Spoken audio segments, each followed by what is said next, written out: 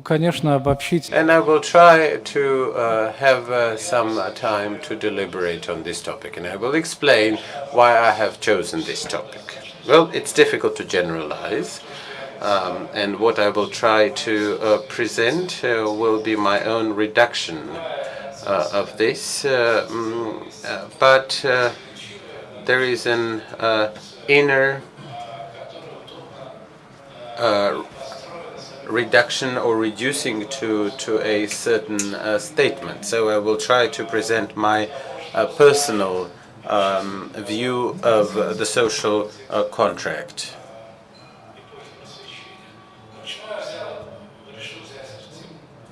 Why I have decided to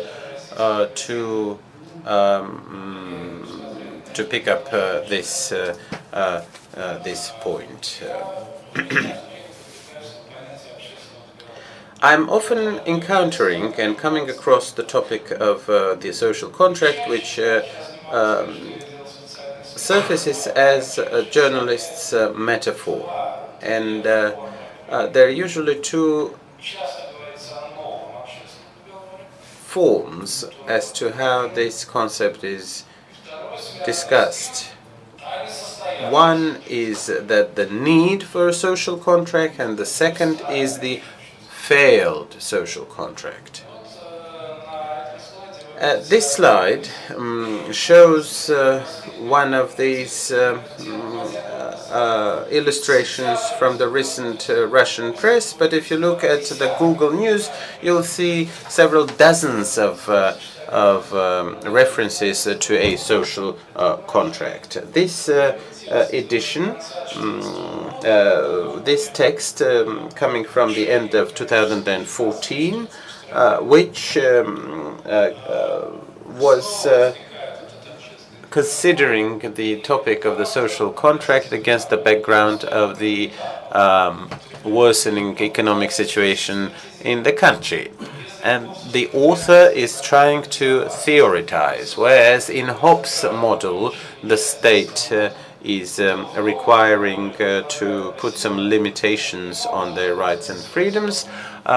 In the new version of the social contract, the citizens cannot pay with their freedoms and rights because these have mostly already been arrogated by the state. So you will have to pay with something else, your prosperity. And this is Alexander Belousov, which finishes the article of the end of the good era. So the purpose here is to try and analyze those approaches which developed in the framework of the social contract in the Enlightenment, in the key texts of the Age of Enlightenment or the Age of Reason. Here we're dealing, of course, we can't. And we start with Thomas Hobbes with his Leviathan, the two treatises on the government by John Locke, and the deliberations on the social contract and the source of inequality by Jean-Jacques Rousseau. I will try to structure this presentation by turning to these texts and also referring as the need arises to turn to Voltaire and Montesquieu, which would allow us to look at it from a somewhat different topic angle.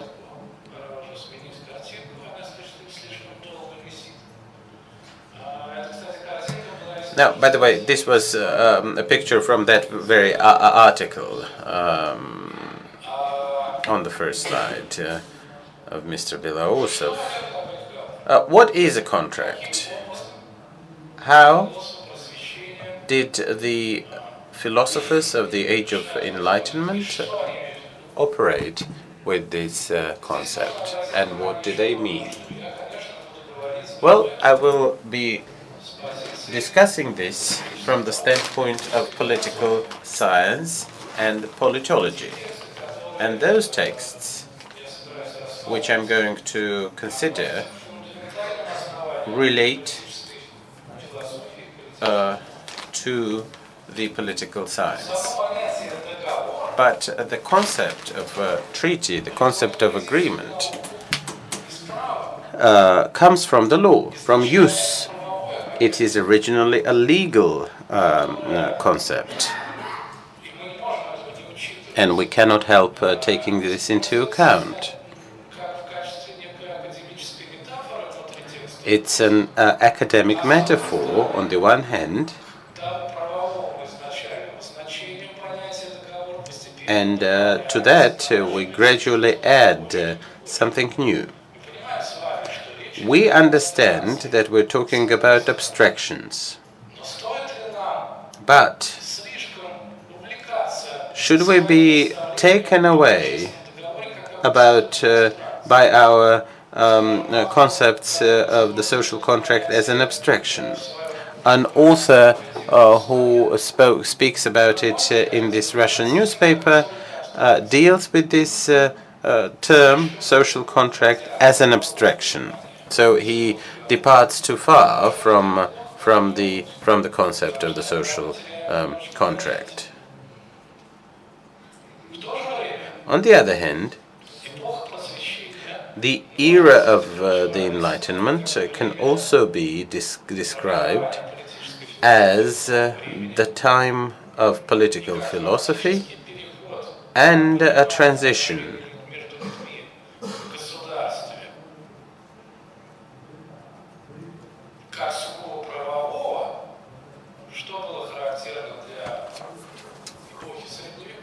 And this was, of course, reverting us to the concept of the law in the Middle Ages.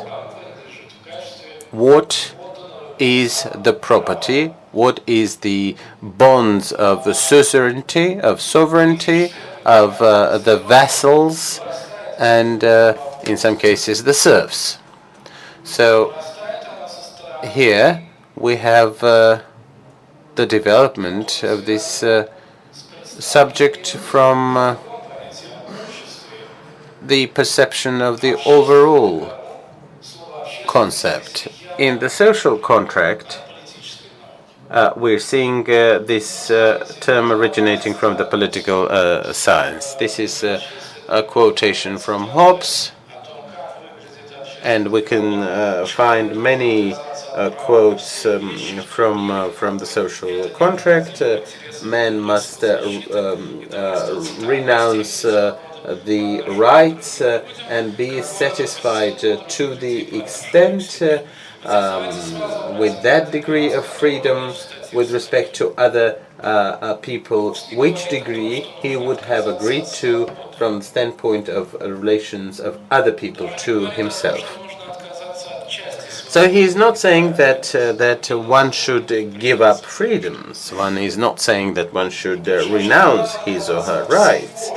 But he is just saying that we should give up everything that is in the way of our security, renounce everything that may cause war.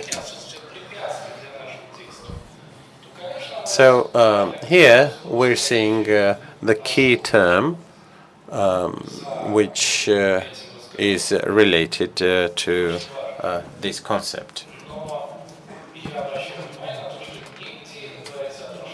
But nowhere does Hobbes say that we have to renounce freedom. And as we move forward, the social contract is perceived as acquisition of freedom. The next point. And who is who are the parties to this social contract? All right, we may take the concept of a contract which is, say, a contract on setting up a state or establishing a state. What should these be? the social contract from the standpoint of all authors who write on this is preceded by a different state. A different state, the egress from which is equal to the concept of the social contract. And so we have to describe the condition in which people reside when concluding such contract. And here we come to another term, which is called the natural state. And in this natural state, as we call it in English.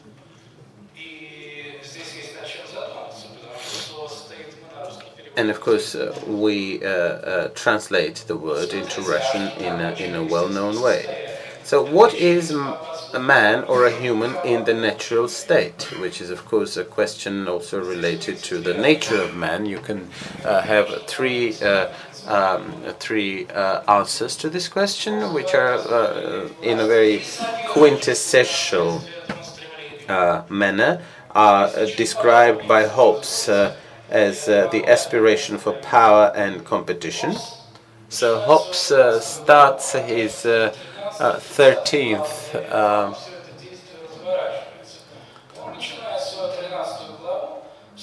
chapter of Leviathan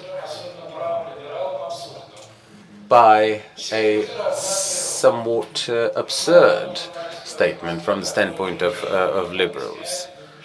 All people are equal by birth, Hobbes says.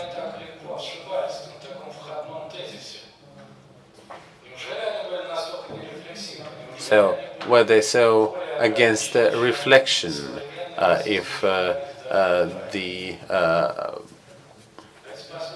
and if you look at what Hobbes have to say, and the phrase does not stop at this. Hobbes says that people are different, of course, by their abilities, by their strength, by their experience, which is mind, of course, in the terminology of Hobbes. But all of this can be ignored in one important case, when we want to drink water, for instance, when we're thirsty. So there are very different people, but none of them would give up drinking water when he or she is thirsty. And it is thanks to our organizers we have no shortage of water. But let us imagine that this is the only bottle of water in this hall. But still, nobody would renounce water because he's, say, more stupid or because he's weaker. He would still struggle for water. So the equality of men is manifested in their pretense for one and the same thing, and at this time all other differences can be ignored. This is where the equality comes to the fore. It's the equality of the claim. It's the equality of the pretense. But given that everything that they pretend to, and Hobbes says that the penchant for power is definitely inherent in all people, this leads to suspicion. This leads to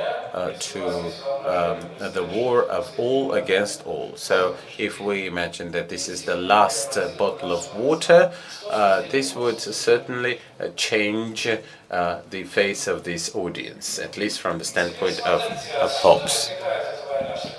So we're coming from this idea of the war of all against all, which is the natural state of man. What does John Locke add to this? A person who was well familiar with this statement of Hobbes, while not refusing the conflict potential of the human nature, he also talks about the second aspect, which is the aspiration for love. So each person is inclined towards kind or loving feelings for somebody else. It's a condition for communication. It is a condition as natural as the first one, because had there not been here, then we would not have been assembled in this hall, as every person is a fruit of love.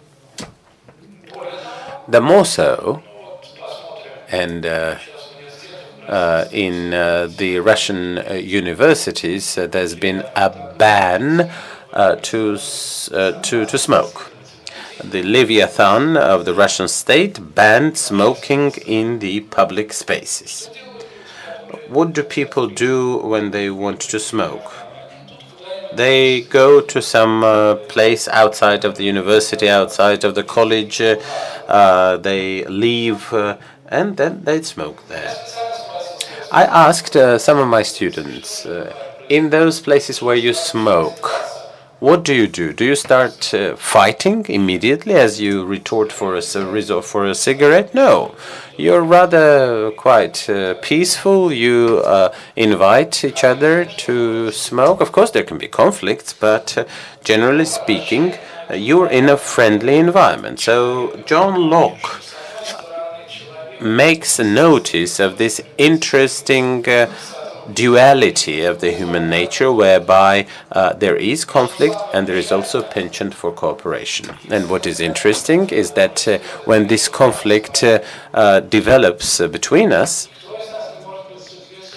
none of us cannot be a judge for our own actions. And Thomas Hobbes writes about this even before Locke.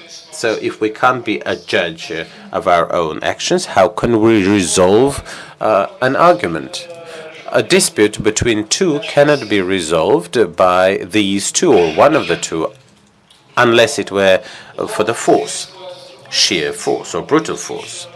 But Locke says, Hobbes says that only heaven, the divine mind, can interfere. So there has to be some tertiary umpire, a third party, which will judge. The next author who speaks about this natural state is a younger author, Jean-Jacques Rousseau, who is at the same time trying to attract some anthropological and historical data. Rousseau says, well, what kind of competition are we talking about? What kind of war are we talking about? When primitive man is weaker than any beast, is weaker than any animal, he has to compete for survival. Rousseau keeps telling and talking about this nakedness of his heroes, of this primitive man. He or she does not own anything, so there is nothing and not much to boast of. While he or she does not have that, he is only aspiring to one thing, to survival. Has no contemplation, he has no time to indulge in that, because he just needs to survive. What kind of war? What passions could incite this war? He says, no, Hobbes is wrong. Those people lived quite in independent groups, never stand in each other's way. They were equal in terms of how weak they were. And whatever were their motives towards each other, they were equality on the one hand. In this weakness, on the other hand, compassion for each other as a natural feeling. As Rousseau writes, any creature suffers when he or she sees a creature of the same kind killed. And this compassion and empathy are far better motives to motivate more than Locke's cooperation and Hobbes's rivalry. And what happens next are some things that change a man, human being, but as Rousseau says, they happen as people's lives get more sophisticated, as the human civilization developed further. This is something I will discuss somewhat later. because this is where we shall go beyond this slide, and which has to do with natural condition of man. So as you see, there are different aspects that these authors see in man.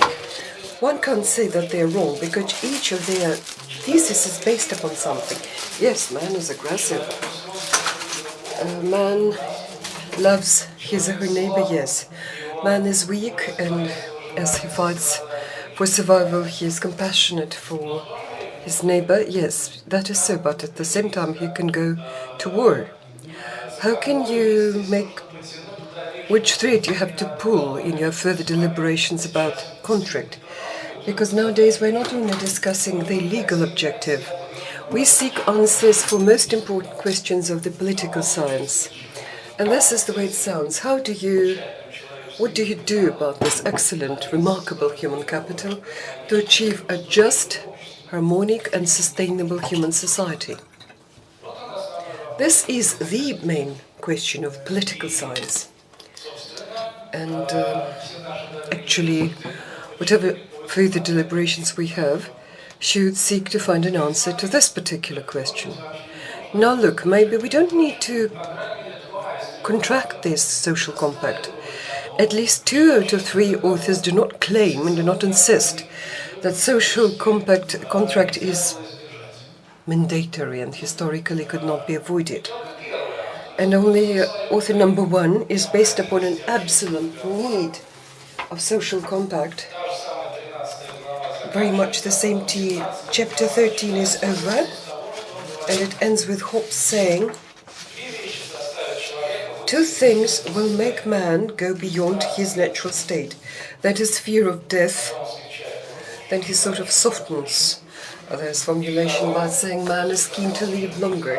And secondly, if you survived, then you would like to have a good life. Means striving for security, safety and prosperity are the motives that motivate man to look for a better life, or another life on other terms. Again, Locke adds this, and as I say, he's an absolute partner in the dialogue between the authors on this problem. He says it's all right, but what is it? Security.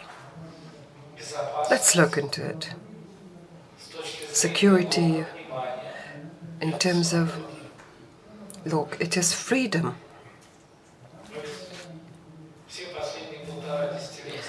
In the last decade and a half, we are discussing how we substituted our freedom for food, for our stomach. Kolbasa. This is something typical as a metaphor that our liberal media engage in. As this joke about the new Russian is, where did they sort of cheat you out? What sort of, when we exchanged freedom for stuffed stomach, in terms of what that Locke used, it does not stand for any exchange at all. Because if you don't have personal freedom, here he discusses, of course, personal freedom, then you do not control your life. Because freedom, from Locke's perspective, is an ability to control your life and your own property. If this freedom is something that is missing, what sort of security or safety you could speak of? Where will this safety come out of from? Anyone whom you delegate this freedom will take it away, will take it both away from you, for any reason he or she may have. Again, they're beyond your control. So it's senseless to discuss it, dispute it, whether he's keen or not, and if he wants, he will take it. So you can't substitute or exchange freedom. Locke says that freedom is the basis of it all, including security. You can't do without it, you can't renounce it. When you leave the natural state, personal freedom should be preserved, moreover it should become stronger. Because they say our personal freedom is always in jeopardy through the aggression of others. So we need to ensure we have personal freedom where it does not go beyond the freedom of others.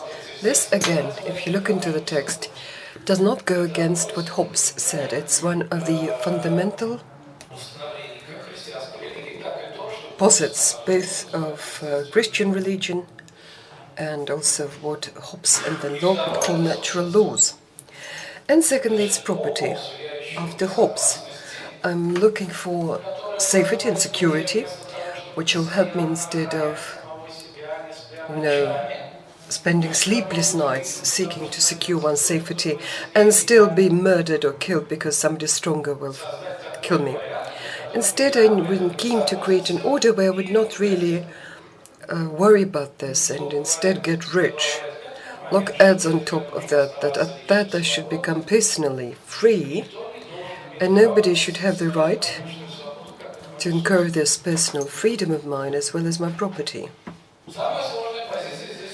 Of course, Rousseau has the most sophisticated deliberations here. Rousseau is skeptical towards the key point that both Locke and Hobbes entertain.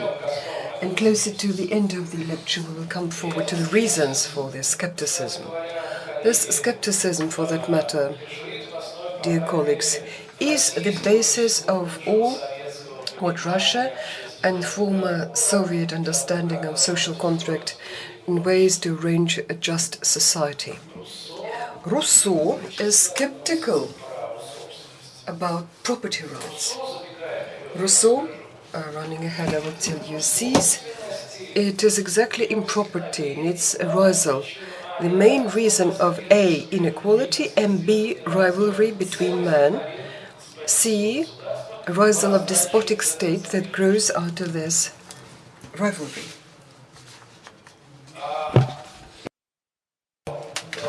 Furthermore, Rousseau is not prepared to see no efficacy in when one has to be subjugated to another. First, because whatever subjugation or subordination we have will be deceit, because, misuse is inevitable. That every contract is fraught with abuse. Secondly, subordination or subordination is effective only when I am subordinate to my own self. Thus, it gives rise to a logical construct where social contract seeks to find an association so that we could be subordinate to our own self. Well, what an excellent idea at first sight. The question is, okay, how do you implement that in practice? And this association, as Rousseau puts it, everybody again has to be equal. Because only in situations of equality, nobody would claim to grab somebody else's property. It will be no reason for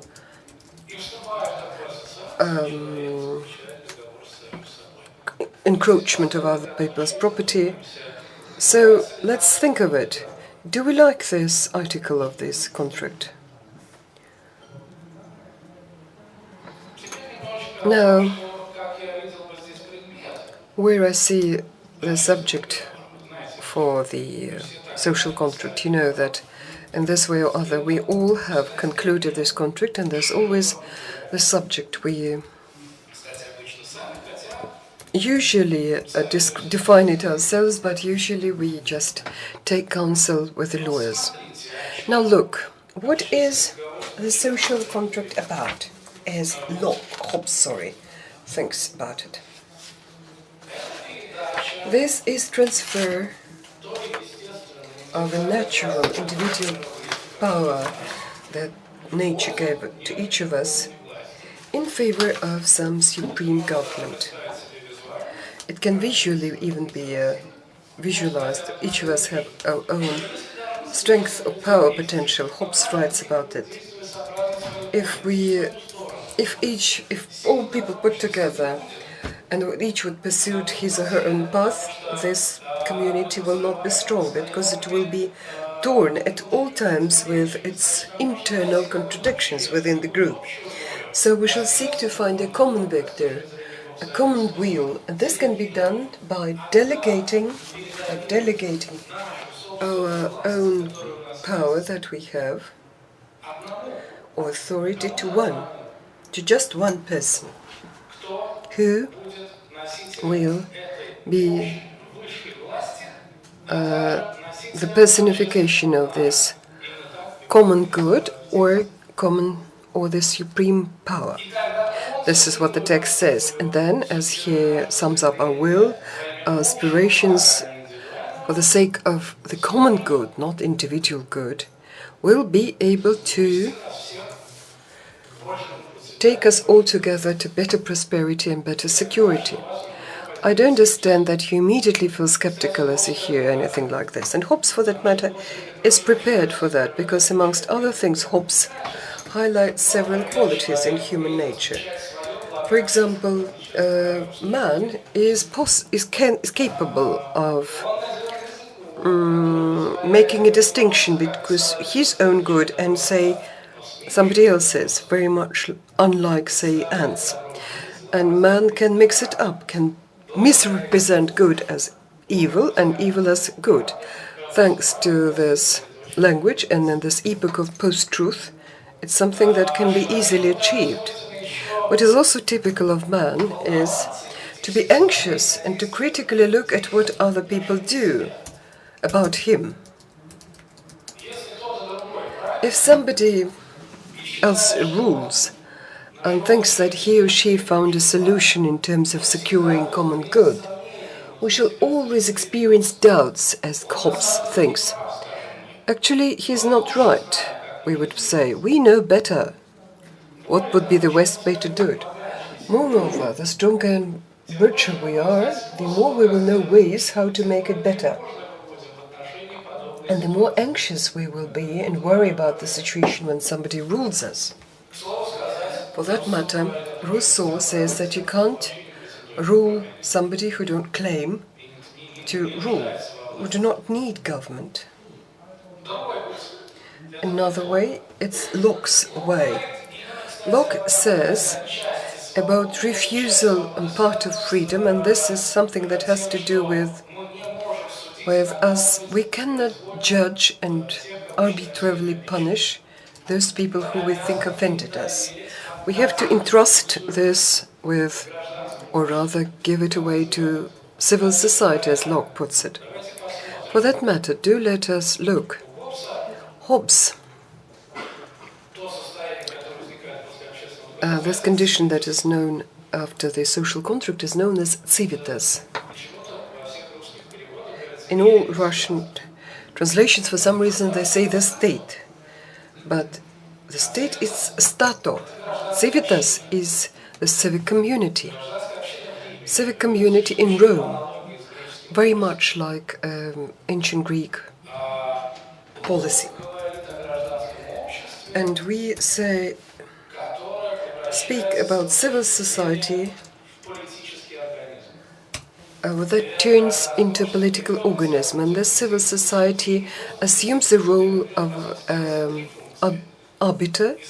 It actually assumes three functions: well, making law, implementation of court verdicts or returns. For this particular purpose, we conclude a social contract.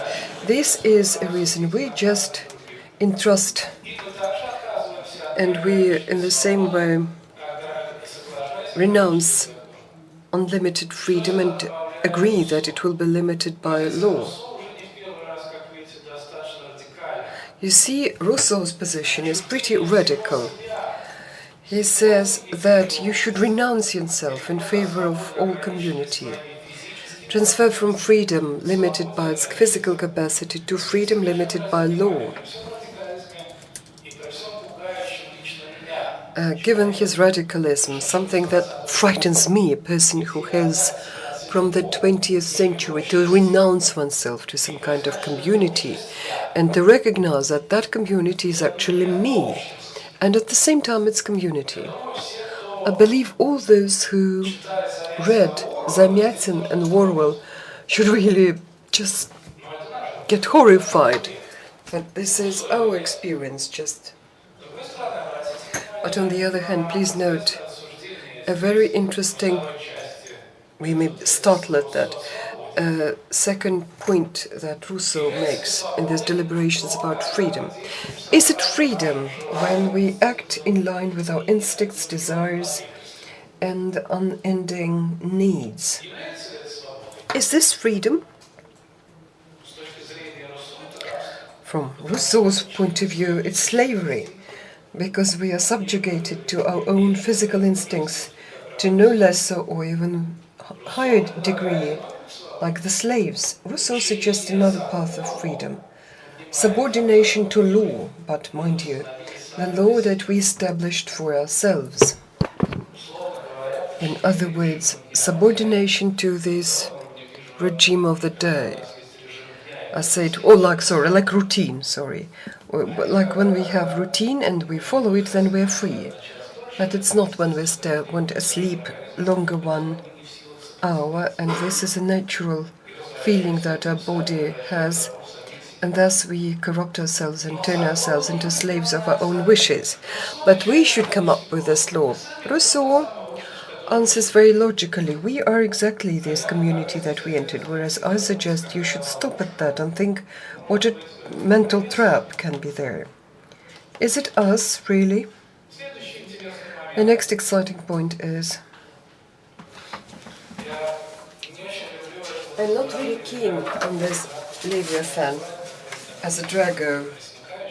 I dislike actually the serpents and insects, but this is something that I think,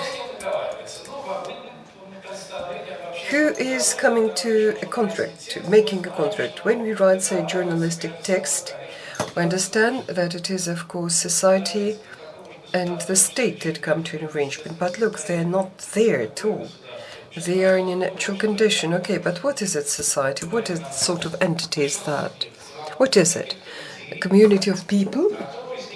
But which of them will specifically, personally be responsible? A sovereign is one.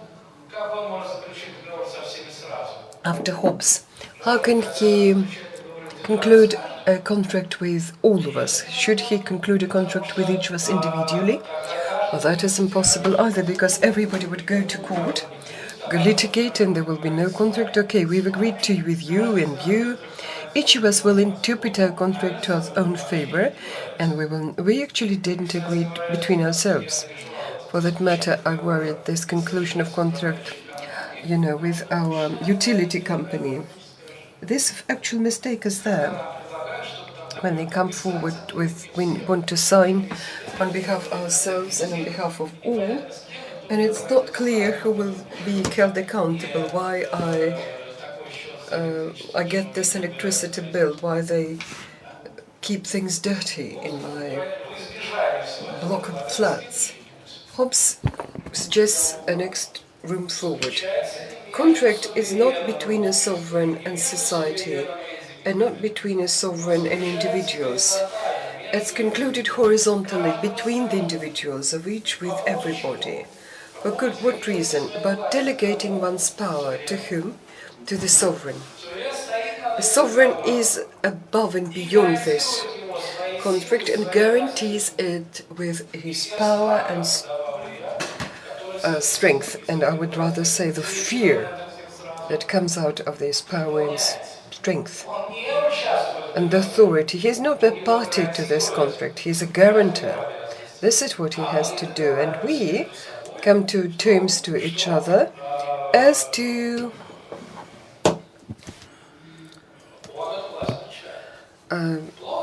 giving this power to him. Is it bad? It's awful. I would like to give you an example. Our horizontal contract is okay. We hold this seminar. This seminar should take place. It's for the common good within our contract. And we have a person, an excellent person. Yesterday I gave him this idea. I don't see Stepan here. Stepan, from time to time, says to us, guys, you gentlemen, you have to go to a seminar. Sometimes he's very insistent, although polite, but it's very convincing, and we agree to that we need to go to seminar and we obey, because if we don't do that, we won't have any seminar here. Okay, it's a working scheme, and it works fine without no tension, without anything, which is purely after Hobbes. There is nothing awful about it when everybody follows the natural law. To be well disposed towards people, to be fair and friendly, but what we have in our mind that at a higher level we will certainly may see of use, because we are in an ideal situation of agora, and we can really start this ideal state, but in a usual state there are more people than we are present here. And this person who we entrust, we usually do not know him in the face, even if they show him on television to us and when we haven't personally met him. And here many different aspects arise. And Locke's understanding and position is people, as they come to an agreement with each other, form a certain political organism that works on the basis of laws adopted by the majority. Majority is is the key notion here, but periodically in the Enlightenment authors think that this is what Rousseau says. Maybe we need to at least have an act of unanimity one day when nobody is against. What do you do about people who oppose? At that, authors of Enlightenment, they don't come up with a clear answer. They say that it can be destroyed by a decision of the majority. Rousseau says nobody would be against, because we will all be this whole. And this is where I would allow myself to go beyond those limits and recall what Kant said. And he said there's nothing more awful when everybody speaks against one. First of all, it's not about everybody. They think that they stand for all, but there's a one. And besides, this is the most awful form of tyranny, because he remains alone with everybody who are not all. And it's actually much simpler to fight all with a horrible tyrant. Everybody knows that an awful tyrant rules us, and this is a pretty romantic adventure, but when you're alone and everybody decided against you, this is a situation of Socrates, and it's awful. It's particularly awful, especially when totalitarian states of the new times learned how to really using this tool. It's like a single organism where everybody would feel part of this one single, and that is us. But somebody fell out. Some cell has fallen out. And its fate is awful. We know it. Horrendous. Looking at historical materials of our very recent past. Rousseau says that man should conclude a contract with oneself. But this with oneself goes into difficult contradiction, and Rousseau actually deliberates on that, about duality.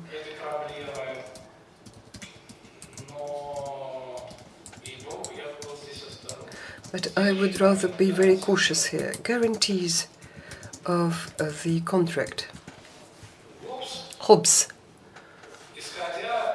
based upon the presumption of government and force, speaks about fear. Don't get offended first, because on the one hand, my liberal heart says that society should not be based upon fear. This is like our swear words, where you keep repeating that, like parole magique. But there are other alternatives. Think of it. Your boss every day wants you to be at work, and in the morning he scolds you. Every morning. He reprimands you, and this is put on your record. I don't know, beats you if we speak about more archaic situations. It means that he is exhibiting violence at all times. It's an impossible situation because violence cannot be shown at all times. And if we look at 20th century and Hobbes, Hans Morgenthau, who says that manifestation of violence, it means a force is just you lost power. If we at all times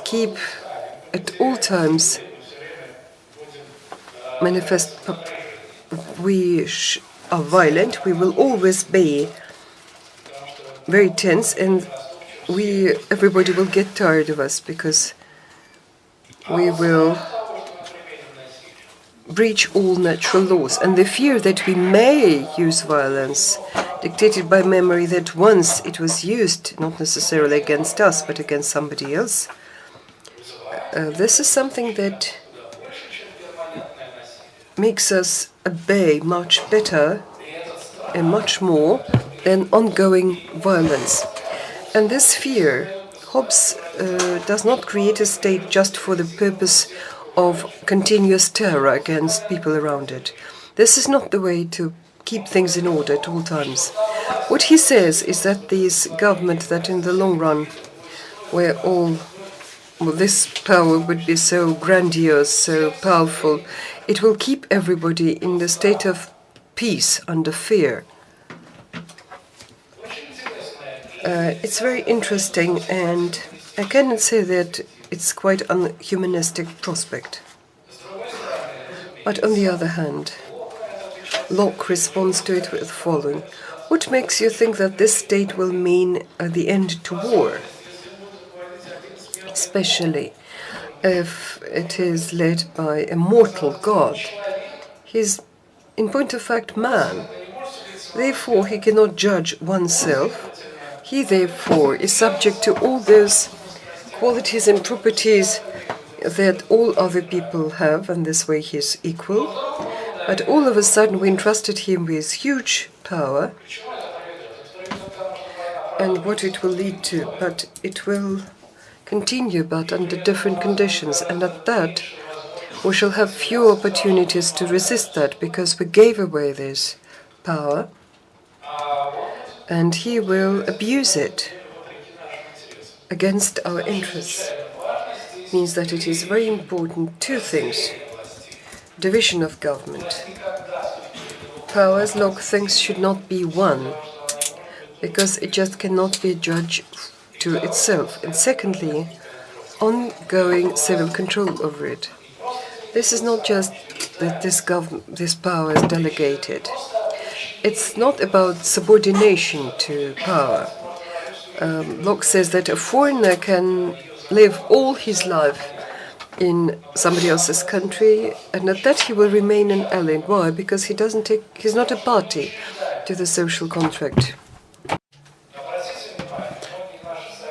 Please remember that some of our compatriots living abroad are quite happy with this situation. Well, they don't have to serve in the army, and they can't vote too, that's true, but the healthcare and the welfare are well applicable to us. It's a comfortable position, but it's a position of evading civic participation and evading social contract from the standpoint of John Locke. Another point: before a king is elected, it's important to think about an act that makes a people, nation, a nation. Hobbes, quite on the contrary, talks about the horizontal treaty to be created before the society. And Rousseau says that the society must predate the contract. So there has to be a community which can only develop a contract. And what could be such a foundation of unity for such a community? And here I may remind myself and ourselves of two other authors. Montesquieu speaks about the spirit that emanates of people, that emanates from a whole number of complex of circumstances, including a climate, customs, history, and some collective attitudes. So this creates a community which in turn, as Montesquieu says, should not run contrary to the legislator.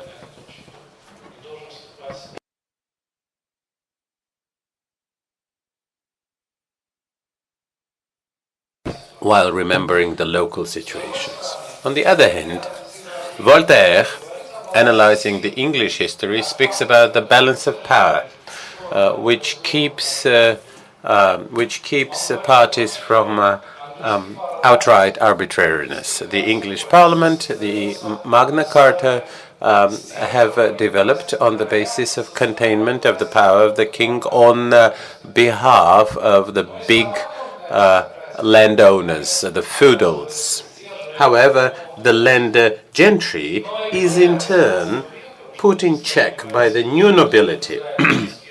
And after the glorious revolution in London, only the parliament, which is a limited power, whereas other people hold the power in the stock exchange, And so this balance creates an additional security against arbitrariness, which is quite distinct from a situation when one party is weaker and is thus devoured by the stronger party. Another point, and we're moving towards the end of my presentation, so the second point here is the balance between the subjugation of the crowd and the government of the society. If distinct people are enslaved one after another, then whatever the number, I can see here the master and the slaves, and not a people and its head. If you wish, this is a totality of people, not an association. There is no public good, there is no body politic. Such a man, even if he had enslaved half of the world, would only be a person, a private person. A private person who is interested in his own private interest and not pursuing the interests of the others. His interests are private interests, and once this man is dead, his empire crumbles and becomes a heap of ashes. Let us remember this beautiful statement of Rousseau, which I think is quite applicable to a whole number of power structures in the post-Soviet space. It is an almost a prophesying statement. Those where people can't regard the public good and everything is subjugated to private interests, where there is no state. This distinction, which Hobbes and Locke don't do, this distinction comes from the works of the continental thinker Rousseau, and it is not accidental that it comes from his writings, and it's very useful to us. All right, we have made a contract. But before we enter such an agreement, we have to have something. Because we're giving up things. Last week, I think it was in the Rostov-on-Don region, miners came up with an initiative of a new social contract. And I think this is quite a bit of a news.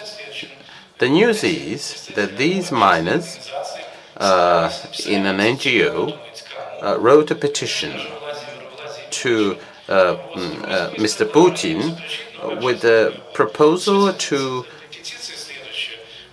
make a new agreement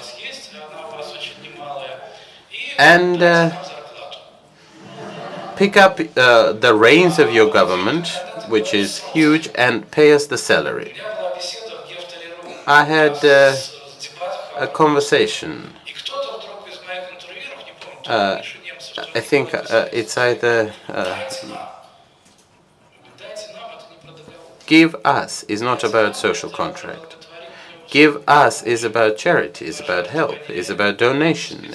Give us is an alms. Give us is mendicancy. Give us is anything but not a contract.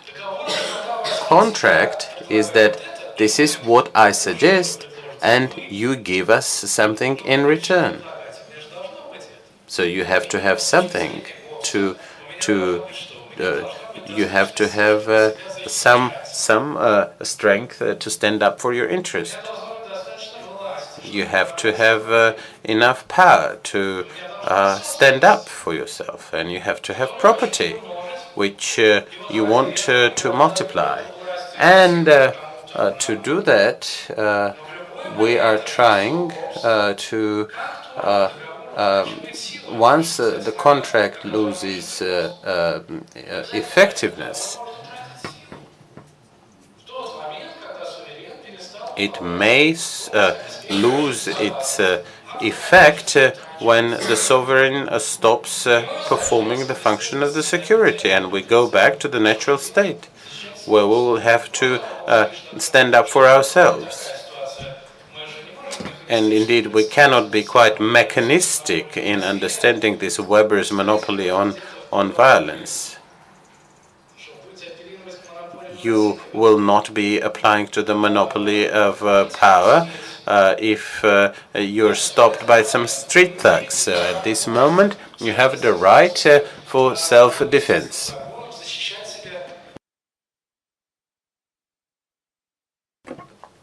According to the Hobbesian model, the right of self-defense is given even in those cases when the state pretends for his security. And this is a conversation of the equals, because this is your property, and so this is a dispute about the two equal subjects.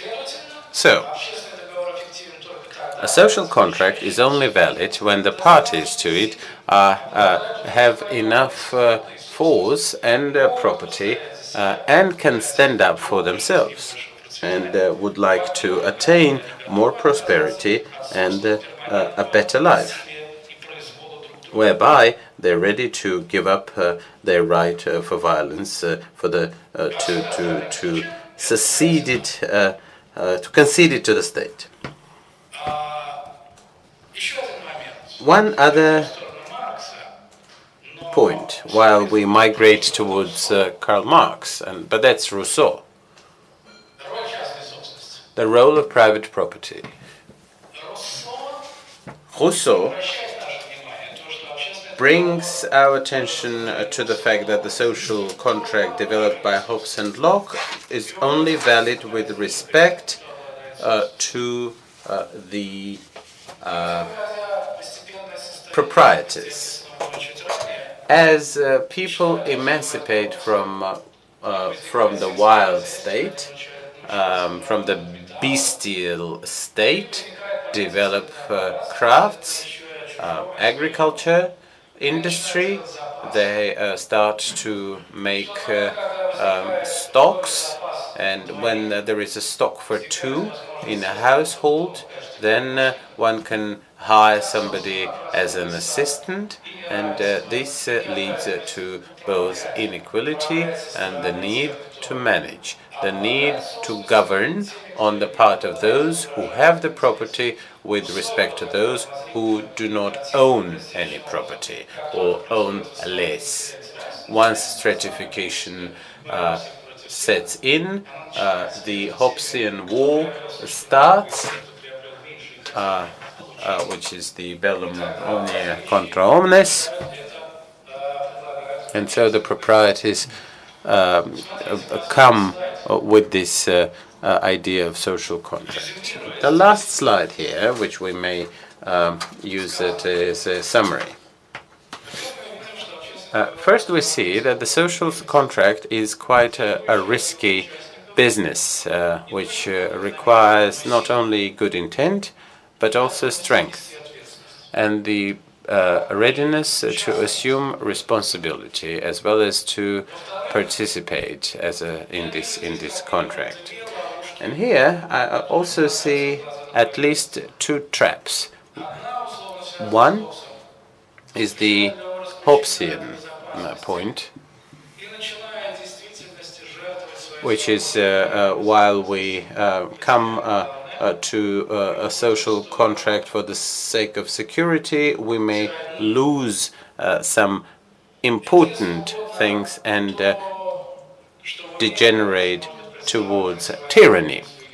Well, this is something that we can see in the conservative thinkers' work of the European authors in the 19th century. There is another deviation, another extreme, which deals with trying to define the focus of